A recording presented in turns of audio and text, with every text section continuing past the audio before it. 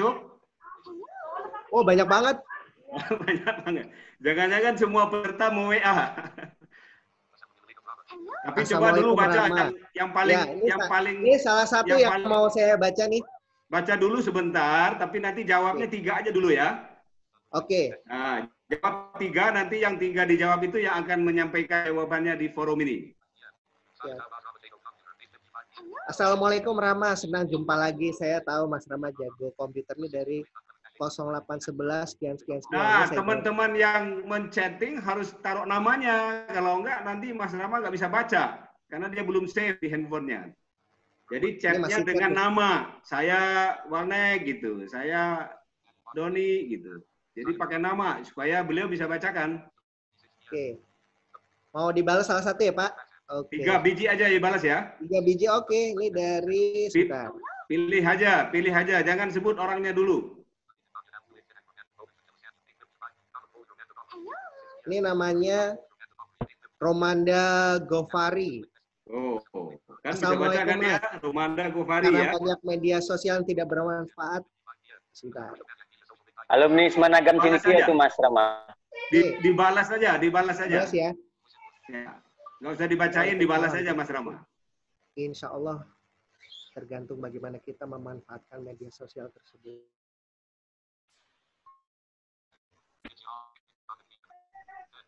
Oke, sudah 1 saya balas. Nih 0819 nih. Ada namanya nggak? Kalau nggak ada namanya jangan dibalas.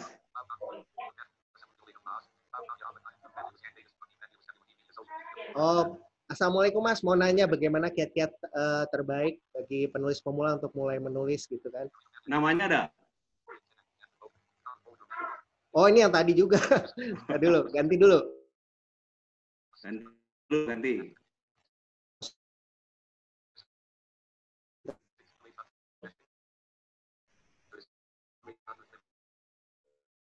Kita lihat yang ini 0815. Heli yang 0811 ya, nggak bikin nama. Assalamualaikum warahmatullahi wabarakatuh. Mas saya Wawan. Intinya nih beliau pengen tahu bagaimana saya melakukan pekerjaan di bidang pekerjaan saya. Oh, tadi sudah dijelaskan, tapi saya pengen dengar. Oke, Mas Wawan, ini saya balas ya. Coba lihat cara Mas Rama membalas, dia pakai suara aja tuh, langsung ke Mas Wawan. Tanda titik. Insya Allah nanti kita ngobrol lebih banyak tanda titik. Semoga tetap sehat, tanda koma, dan bahagia selalu, tanda seru. Nah, kan keren kan? Ya, enak kalau ngetik-ngetik, enak kan begitu. Satu lagi berarti ya? Ya, satu lagi. Saya udah catat nih. Bentar. Ini udah tadi, saya scrolling dulu. Cewek dong, cari cewek dong. Oh iya ya, cewek belum ya? Iya, masa cowok dua-duanya?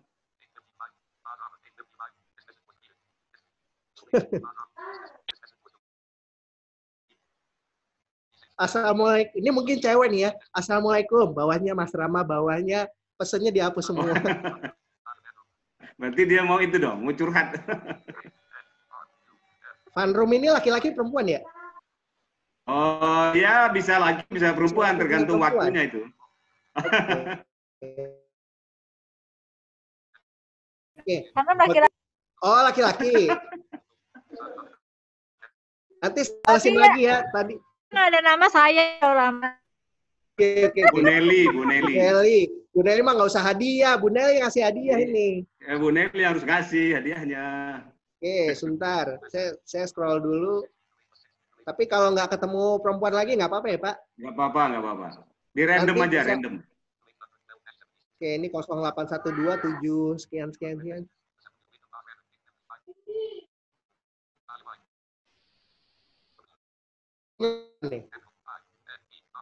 Oke. Assalamualaikum Mas Rama. Oke, saya Wina, senang sekali bisa mendengar Mas Rama berbagi kehidupan, ada tanda senyumnya. Oke, kita balas. Waalaikumsalam Mbak, tanda titik.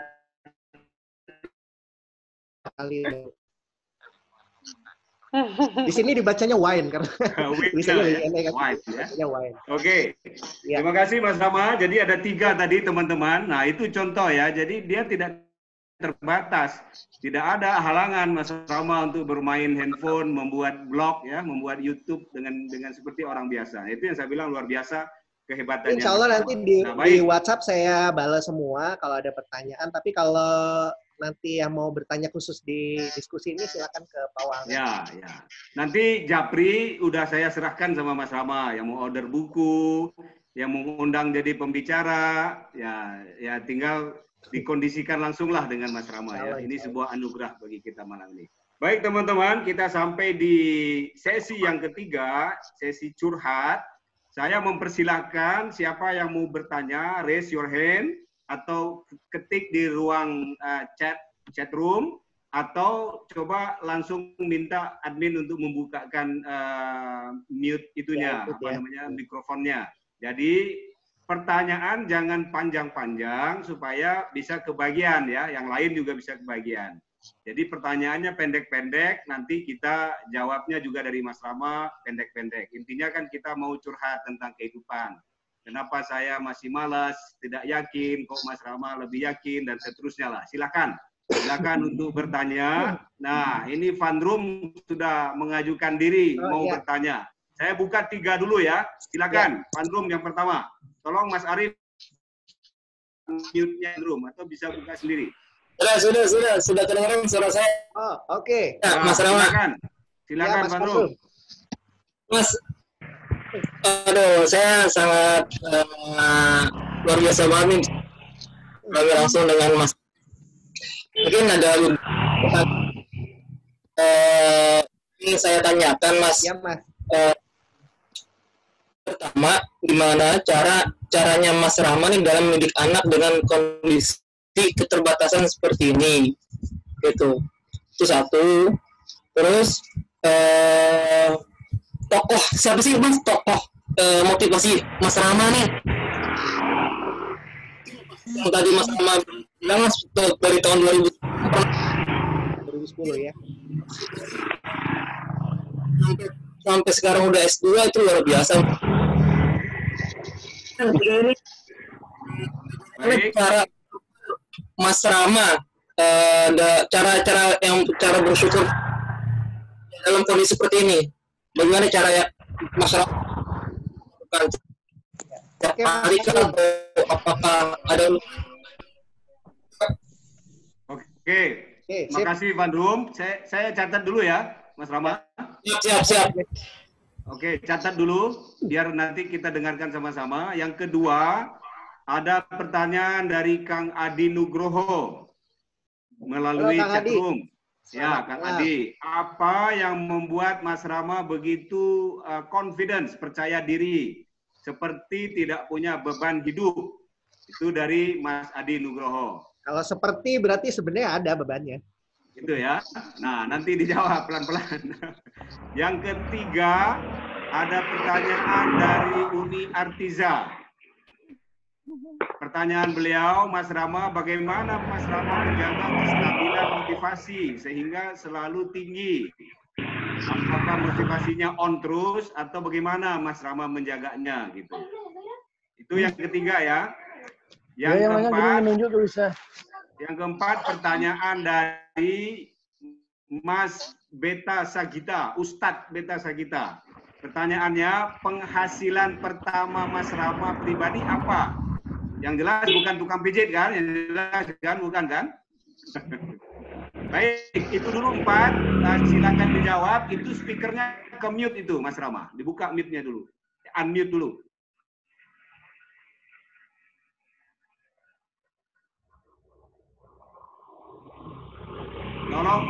Tolong Rif di unmute. Oh, udah. Oke. Jadi ada 4 pertanyaan dari Mas Vandrum. Jadi mungkin saya singkat aja, kalau bersyukur kan tadi udah saya jawab ya. Orang yang mau motivasi ya nggak ada lain itu sama istri saya. Karena ya tadi juga saya udah ceritakan, kalau untuk mendidik anak karena saya tunanetra itu banyaknya touch base, jadi banyak sentuhan. Jadi misalnya saya main jalan-jalan sama anak saya ya harus sering saya pegang, terus tidur banyak dipeluk juga karena emang dari sentuhan ini ya kemudian bahkan sampai marah pun ya dengan apa? Dengan sentuhan gitu. Jadi banyak touch base, komunikasinya itu lewat sentuhan karena sekaligus nanti mengajarkan kepada anak bahwa oh ini ayahnya tunanetra, jadi nggak boleh lepas jauh-jauh gitu untuk apa? Untuk aktivitasnya ya, untuk aktivitasnya seperti itu. Kemudian selebihnya sih biasa aja ya, jadi tidak ada masalah. Karena masalahnya itu kan hanya soal visual aja. Kalau misalnya mengajarkan untuk mengaji, menghafal dan lain sebagainya itu nggak jadi masalah karena orang tua lain juga bisa jalankan gitu ya. Buang kotoran atau tahu anak ini buang air atau enggak ya dari penciuman, perabaan gitu kan. Dulu sih saya bilangnya harta karun gitu. Jadi dulu pernah anak saya buang air besar, istri saya nggak ada, terus buang air besar di lantai, ya itu saya bilang harta karun gitu. Jadi dicari dulu pakai tangan gitu baru diambil gitu ya. Itu salah satu ceritanya ya seperti itu. Yang kedua dari Mas Adi Nugroho ya Pak. Ya. Pertanyaannya apa Pak tadi Pak? Pertanyaannya bagaimana PD? Oh iya.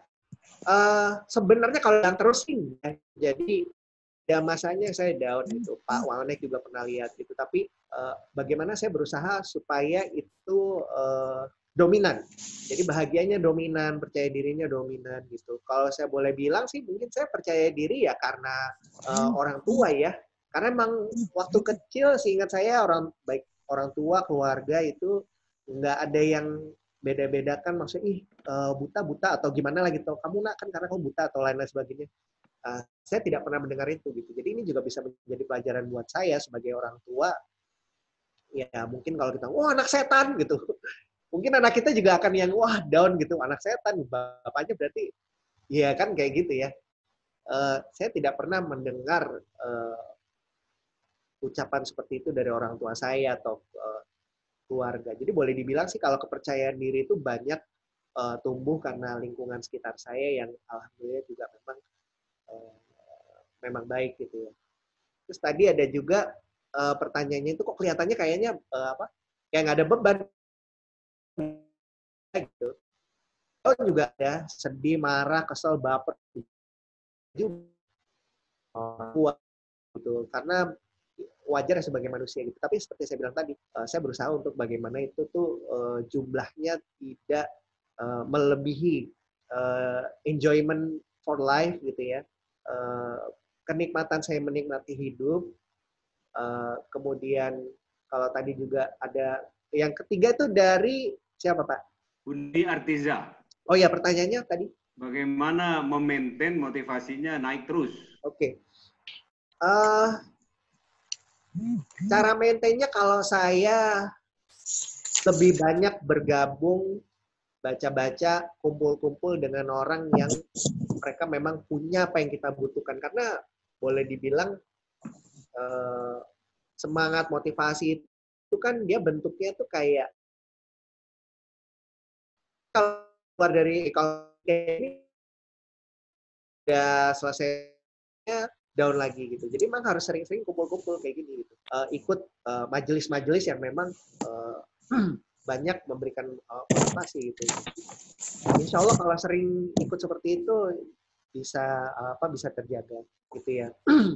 Kurangin mengkonsumsi misalnya musik, lagu boleh aja sih gitu, tapi lagu musik yang liriknya tuh gimana ya? Liriknya gimana pun, lirik yang galau-galau gitu, lirik yang gimana ya? Sudahlah hidupku sudah hancur ya, kayak gitu-gitulah gitu. Itu bisa menurunkan semangat sih sebenarnya. Kalau cuma buat harus lirik yang memotivasi ya. Lirik yang motivatif gitu, nggak apa-apa gitu ya. Yang terakhir nih tadi dari Ustadz Beta pertanyaannya. Nah, Ustadz Beta pertanyaannya penghasilan pertama Mas Rama dulu dari mana? Penghasilan pertama itu buat musik game.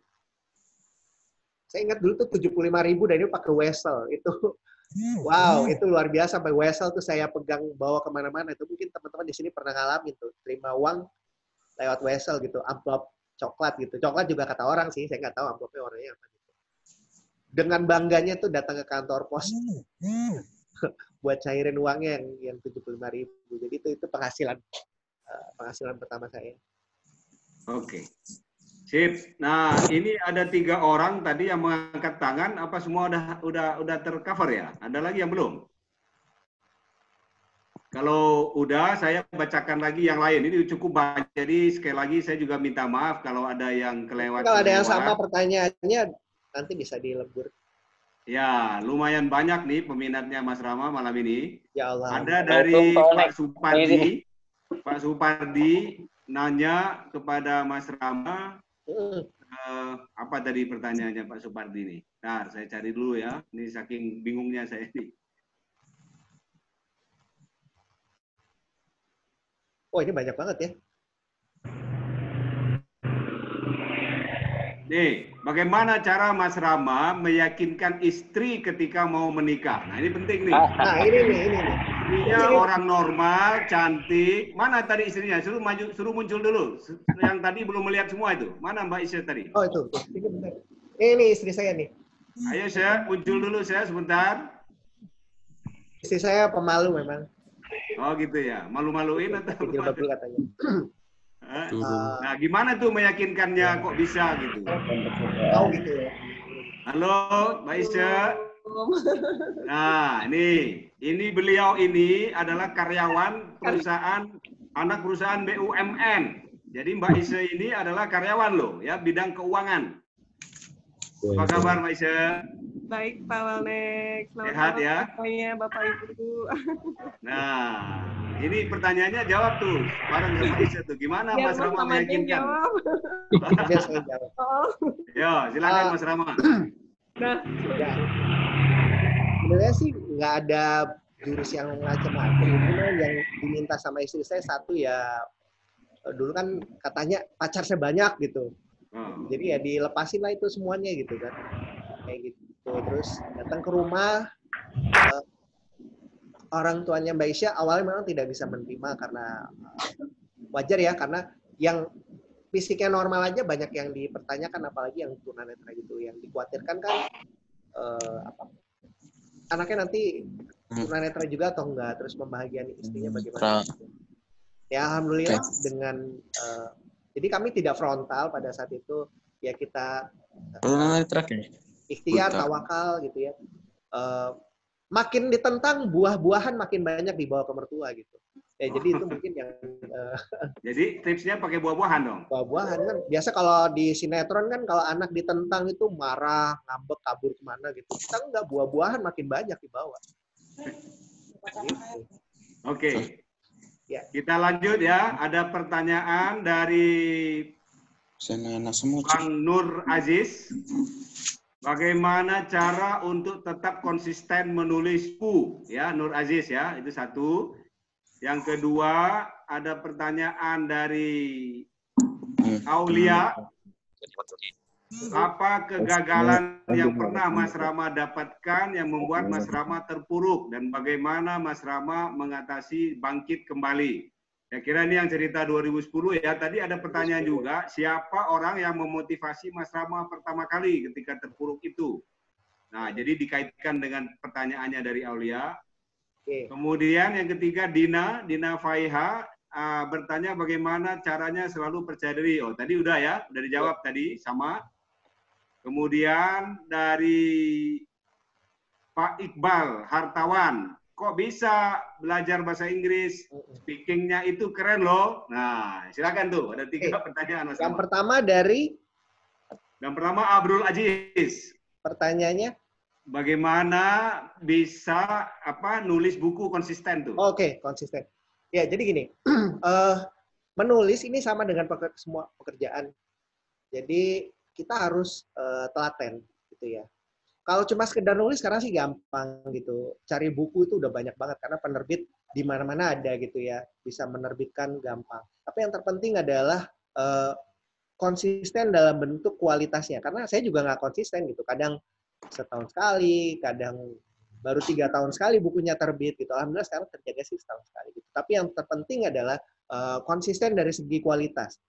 Mungkin baru bisa terbit bukunya 3 tahun sekali, nggak apa-apa gitu. Tapi kalau 3 tahun sekali terbit tapi bestseller, itu keren banget. Jadi yang terpenting yang dijaga itu adalah kualitasnya ya. Terus tadi Mbak Aulia, pertanyaannya apa Pak? Mbak Aulia, pertanyaannya, saya juga udah lupa tadi itu. Apa pertanyaannya? Jadi ya? saya tanya ulang juga supaya kita lebih Ya. nyambung. Sebentar ya, Mbak Aulia, pertanyaannya. Oh, apa yang membuat Mas Rama terpuruk dan bagaimana bangkit? Iya. Dan tadi disambung dengan pertanyaan yang belum Wah, terjawab, kalau siapa yang memotivasi? kegagalan sih banyak ya. Yang tahun 2010 itu juga itu boleh dibilang musibah, mungkin bukan kegagalan, musibah gitu ya. Ditolak mertua juga udah beberapa kali, calon mertua beberapa kali gitu. Terus gagal masuk universitas negeri juga pernah gitu. Jadi banyak memang kegagalan-kegagalan yang saya alami gitu ya. Di sini yang terpenting yang tadi saya sebutkan gitu, bahwa setelah kesulitan ada kemudahan. Jadi saya hanya mencoba yakin. Jadi saya bukan yakin, saya mencoba yakin karena ilmu saya masih sedikit. Saya mencoba yakin bagaimana Allah itu menjaga gitu. Selama memang kita mau berusaha. Yang penting kalau gagal jangan berhenti aja. Ya. Diputusin jangan nyerah gitu aja gitu. Bolehlah nangis 1 kali 24 jam itu. Besoknya cari lagi. Ya. Gitu. Wah,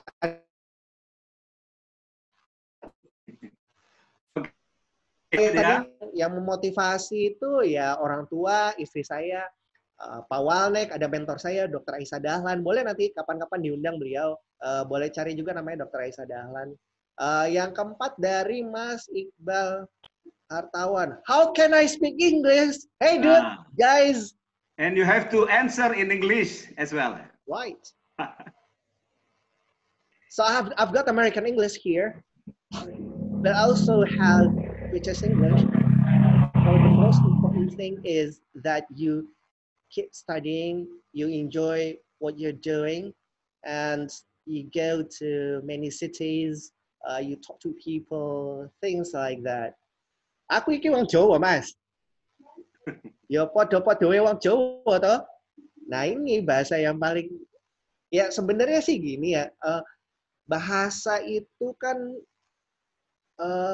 komunikasi. Jadi harus sering dipakai. Gitu, harus sering digunakan. Kalau kebanyakan dari kita di Indonesia ini pasif, Inggrisnya atau bahasa lainnya itu pasif karena hanya dipelajari tapi nggak digunakan. Gitu. So I have to use it. Gitu. Oh Jadi ya, salah buat belajar, ya, Mas. belajar praktek gitu ya. Oke. Sip, lanjut ya Mas Rama. Okay. Ini ada dari, nah ini agak menyimpang nih, menyeleneh nih pertanyaannya nih. Dari Pak Endrizal. Pak Endrizal. Iya. Beliau tidak menanyakan tentang Mas Rama, tapi beliau mau berkonsultasi, pengen berhenti merokok, nggak pernah bisa katanya tuh. Oh. Jadi sebagai motivator ada tips jitu nggak dari Mas Rama katanya? Langsung saya jawab ya Pak, supaya lebih enak gitu ya. Langsung jawab aja biar enak. Tips ini saya dapat dari Dr. Aisyah Dahlan. Sebenarnya tips yang dipakai oleh teman-teman untuk berhenti berhenti narkoba gitu ya. Yang terpenting sebenarnya adalah yang pertama itu memang kemauan. Ya, kemauan ini tapi bukan kemauan yang dipaksakan, tapi memang kepengen berhenti gitu. Yang kedua, bertahap. Ini pelan-pelan aja. Hari ini 5 batang, besok 4 batang, terus 3,5, 3/4, 3 batang, seterusnya. Jadi memang ada beberapa cara yang menggunakan hipnoterapi dan lain sebagainya gitu. Tapi yang terpenting sebenarnya adalah merokok ini kan bagian dari kebiasaan gitu ya. Contohnya saya Pak, saya suka banget yang namanya Indomie. Dulu saya pernah seminggu itu saya sekali bikin itu 2 bungkus, ya bisa berapa ya? Sehari sekali kali ya. Bayangkan 7 kali 2, 14 bungkus. Lama-lama turun gitu, sampai akhirnya sekarang ya kalau nggak seminggu sekali, seminggu 2 kali itu pun 1 bungkus aja. Gitu. Jadi ya, bertahap aja Pak. Gitu. Jadi kemauan dan yang kedua bertahap. Bertahap, ya. Jadi jangan dipaksakan langsung berhenti gitu karena emang agak sulit gitu ya. Meskipun nanti sampai umur 70 tahun ya nggak apa-apa kan, yang penting bertahap kan? Nggak apa-apa Pak, banyak umur 70 tahun masih ngerokok masih sehat Pak. Baik. Bapak saya masih ngerokok Pak, 64 tahun. Alhamdulillah. Tapi sehat ya Mas Rama ya, sehat ya. Sehat-sehat Pak, alhamdulillah. Ya itu persoalan yang tidak pernah selesai dari dulu Pak Rama. Iya. Mas Rama ingin berhenti merokok, jadi nggak beres-beres urusannya Oh nih. iya. Nah yang penting sehat Baik. Pak, itu aja. Baik, nanti Alhamdulillah sih, dipraktekkan tuh Pak Rizal ya. Kalau enggak nanti ya percuma kan. Dari Mas Yoga Adi Putra. Oh iya Mas Yoga. Bagaimana menghilangkan rasa malas? Jadi ini malas ini udah mendarah daging nih Oke, gitu. oke. Banyak motivasi. Nah, gimana Mas Rama cara menghilangkan rasa Biasanya malas? males itu kalau kita ada beberapa sebab sebenarnya. Yang pertama karena kita nggak tahu apa yang mau dikerjain. Ini yang paling basic ini. Ya, menyebabkan kita jadi malas karena kita nggak tahu ke depannya tuh mau apa gitu. Misalnya saya nih tunanetra, saya nggak tahu nih mau kerjain apa, mau berkarya apa gitu. Terus mau cari pengalaman di mana, pasti jatuhnya malas. Gitu. Tapi kalau saya tahu, insya Allah lebih rajin. Gitu. Saya tidak katakan rajin, tapi lebih rajin. Jadi di awal ini cari tahu dulu kita mau ngapain. Gitu. Kedepannya mau apa. Gitu. Yang kedua, biasanya malas tuh kalau kita sendirian. Gitu. Jadi sering-sering aja kumpul. Kalau sekarang lagi virus-virusan ya, banyak ikut seminar kayak gini, terus banyak nonton acara yang bermanfaat gitu, National Geography gitu kan kayak gitu. Jadi memang banyak hal yang bisa kita lakukan. Tapi hal yang terpenting sebenarnya adalah karena kita nggak tahu gitu ke depannya tuh mau apa. Itu pencetus utama kalau kita malas. Oke.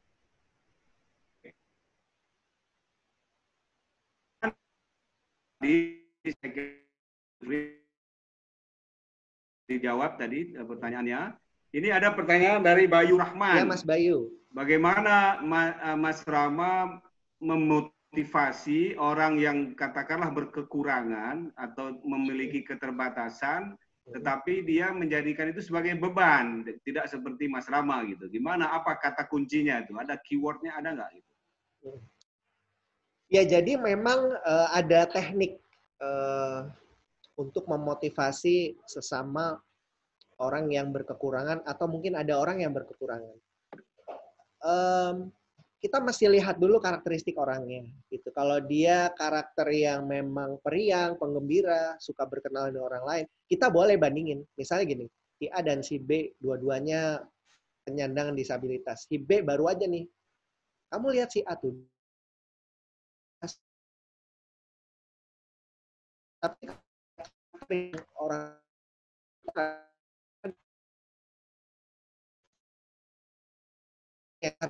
itu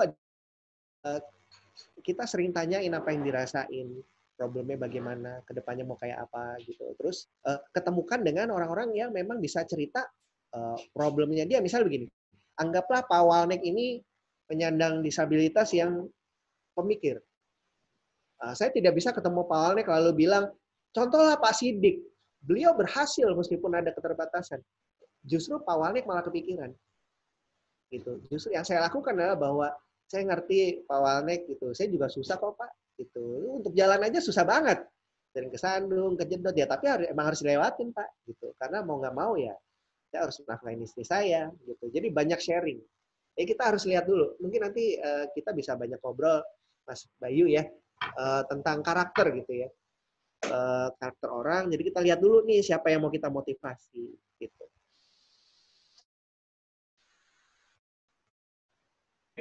Terima kasih Mas Rama. Ini ada lagi pertanyaan dari Rafis Juliansyah. Mas Rafis ya. Ini menarik pertanyaannya nih. Seandainya Allah yang Maha Kuasa memberikan kesempatan kepada Mas Rama untuk melihat, ini kan berandai-andai, walaupun ya bisa mungkin, bisa enggak, kan bisa possible atau malah probable gitu kan. Iya. Siapa atau apa yang pertama kali Mas Rama pengen lihat? Oke. Saya mau lihat video game. Lihat video game ya. Karena buat saya video game itu luar biasa. Banyak imajinasi, hal-hal yang menggugah imajinasi, fantasi, pemikiran, ya, petualangan. But joking aside, pastinya saya pengen lihat keluarga saya, istri saya gitu. Kalau itu kan hal yang emang yang nggak bisa ditawar, pasti itu yang mau dilihat gitu loh. Tapi kalau dipaksa tanya lain ya, I wanna play video games, all of them. Gitu. Karena saya penglihatan itu sesuatu yang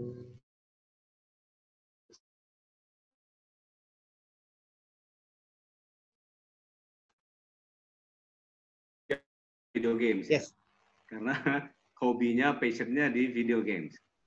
Baik, ini ada dari Kang Yan Komal. Ini ungkapan aja, Ya, kan? bukan pertanyaan nih. Jadi beliau pada saat yang bersamaan mengikuti dialog dengan topik Aku dan Hidup Setelah Mati, Life After Death. Untuk cerita mengenai Life After Death ini belum ada yang real. Dengan sharing dari Mas Rama topik tadi ternyata langsung terjawab dengan cerita pengalaman kehidupan, dengan tidak bisa melihat diceritakan secara langsung. Subhanallah, mendapat pencerahan yang luar biasa untuk menjalankan kehidupan menjadi lebih baik dan memberikan manfaat. Itu Allah. Subhanallah ya. Jadi beliau sedang mengikuti dialog juga tapi membayangkan hidup setelah mati. Nah, ini ternyata udah ada jawabannya di sini gitu. Allah. Iya. Nah, luar Itu biasa ya. perkataan berat berarti Allah turunkan itu. Ya. Kemudian ada pertanyaan tentang mendidik anak, tadi sudah dijawab ya, jadi sudah sama pertanyaannya. Banyak sentuhan kalau untuk orang tua tunanetra itu. Iya. Mendidik anak bagaimana itu sesuatu yang menarik juga ya. Ini dari Rumaisha. Tadi sudah dijawab ya, jadi mohon maaf tidak kita ulang lagi. Kemudian ini dari Yusuf Rino. Bagaimana cara menghadapi haters atau orang yang tidak suka sama kita? Ada tips nggak dari Mas? Blok aja. Oh, di blok aja. Susah amat, blok aja. Kejam dong kalau gitu. Lah ya, ya gini. Haters itu, kalau saya boleh bilang gini, kita lebih bermanfaat waktu kita untuk berdebat sama tembok daripada kita ngomong sama haters. Karena Pak, contoh sederhana misalnya begini, Pak Walnek seorang haters. Pak Walnek tidak akan peduli apakah saya menerbitkan 1 buku atau 100 buku. Yang penting benci aja. You are not going to care about that. Oh, dia bukunya di toko buku jelas aja nyogok. Oh, dia keluar negeri. Semua orang juga bisa keluar negeri. Jelek aja semua. They say it's not going to matter. Itu blok aja. Ya, dan efeknya juga lebih bagus, pahala lebih banyak ya karena kita nggak berdebat gitu. Kecuali kalau mau sedikit nakal ya udah kita buka akun jejaring sosial kita ya. Kalau kita sukses itu share aja ke dia. Sometimes I did that tapi nggak lagi sekarang. Artinya kalau kerasnya diblok, tapi kalau lunaknya nggak usah digubris lah, cuekin aja toh, nggak usah dibaca, nggak usah didengar. Ini karena saya udah pernah ngalamin gitu, karena seperti racun itu loh. Kalau kita pengennya lihat dia ngomong apa sih gitu loh. Kayak makan sambal gitu loh sebenarnya. Jadi kalau memang nggak kuat ya blok aja langsung. Siap. Jadi kata yang Komal nih, haters mata hatinya tertutup katanya. Tapi mata yang lainnya terbuka kan gitu kan? Insya Allah. Baik, saya kira teman-teman udah banyak sekali pertanyaan-pertanyaan. Saya juga minta maaf tidak bisa membacakan semua. Ada beberapa juga yang sama. Thank you, Mas Rama. Tadi sudah terjawab. Boleh ke Instagram ya. Saya atau ke channel YouTube. Nanti saya udah kasih nomor Mas Rama. Silakan teman-teman curhat dia. Di bagian penghujung ini, sebelum saya membacakan atau meminta Mas Rama membacakan pemenang nanti ya, kita ingin mendapatkan sedikit muhasabah dari Mas Rama. Yuk kita coba ya 5 menit, tutup mata kita semua. Jadi jangan dibuka ya, tutup matanya semua. Kita dengarkan penuturan muhasabah yang akan disampaikan oleh Mas Rama. Jadi mari kita khusyuk, mari kita tutup mata kita merenung ya sambil menghisap mengintrospeksi diri kita, kira-kira apa yang kita malaskan selama ini, apa yang kita ragu-ragukan selama ini, kok malah orang-orang seperti Mas Rama yang diberikan katakanlah keterbatasan secara fisik, kok malah dia memandang dunia ini lapang sekali. Nah, mari kita mendengarkan penutup dari Mas Rama sebelum nanti kita umumkan pemenang. Silakan Mas Rama, time is yours. Thank you very much. Baik, terima kasih teman-teman. Ya, mulai tutup matanya ya. Sebenarnya di sini saya hanya berbagi pengalaman sebagai tunanetra. Mungkin boleh teman-teman yang saat ini sedang duduk, sudah tutup mata. Ada satu pertanyaan yang mau saya tanyakan, tapi boleh dijawab dalam hati saja. Apa yang akan teman-teman lakukan seandainya saja kondisi gelap saat kita tutup mata ini bukan sementara, tapi permanen. Ini juga berlaku buat saya, dan saya sudah ceritakan tadi. Banyak hal yang saya tidak bisa lakukan, banyak kegiatan yang tidak bisa saya lakukan, banyak sesuatu yang tidak bisa saya lihat, banyak pekerjaan yang tidak bisa saya jalankan, banyak aktivitas yang terpaksa harus saya tinggalkan. Maka nikmat Allah yang mana lagi yang kita dustakan? Teman-teman bayangkan. Kalau teman-teman buka mata sekarang, tidak permanen kebutaan ini. Semua masalah yang tadi saya sebutkan, teman-teman tidak akan mengalami. Oh, ditambah lagi sekarang sedang pandemi. Betapa sulitnya seorang tunanetra itu untuk mencari nafkah, mendapatkan penghasilan. Tapi masih ada di zaman seperti sekarang, Allah sudah berikan kelengkapan, tapi masih bertanya bagaimana kita mendapatkan penghasilan, mendapatkan pemasukan. Sekali lagi, ini bukan hanya untuk teman-teman, tapi juga buat saya. Karena buta saya permanen. Ini juga menjadi renungan buat saya. Bahwa sesungguhnya keterbatasan itu kita sendiri yang menentukan. Allah hanya berikan ciri khas. Ciri khas saya tunanetra. Ciri khas teman-teman tergantung teman-teman sendiri.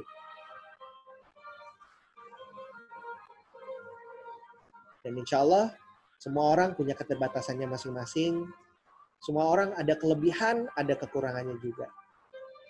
Tapi dengan teman-teman menutup mata ini, mencoba untuk mengenal ciri khas saya sebagai tunanetra, teman-teman bisa lebih memahami,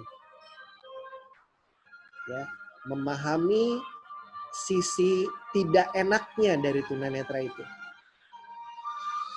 dan memahami sisi enaknya jadi orang yang tidak tunanetra. Dengan kondisi seperti ini, harapan saya untuk saya yang tunanetra dengan berbagai kondisi yang tidak enak, yang enaknya, saya juga lebih bersyukur.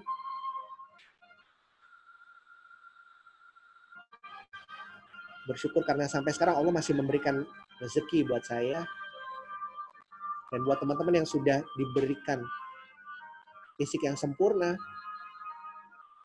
dengan mengetahui tidak enaknya jadi tunanetra dan enaknya menjadi orang melihat, teman-teman lebih semangat lagi. Ya, bekerjanya lebih giat lagi. Mungkin bukan untuk membandingkan, oh yang tunanetra lebih buruk, saya lebih baik. No. Tapi sekadar bahwa tunanetra itu tidak, because it's not your life. Dan barangkali buat saya jadi orang melihat itu tidak enak. Because that's not my life. Maka sesungguhnya Allah sudah menakar hidup kita masing-masing. So enjoy your life, be grateful, and live your life.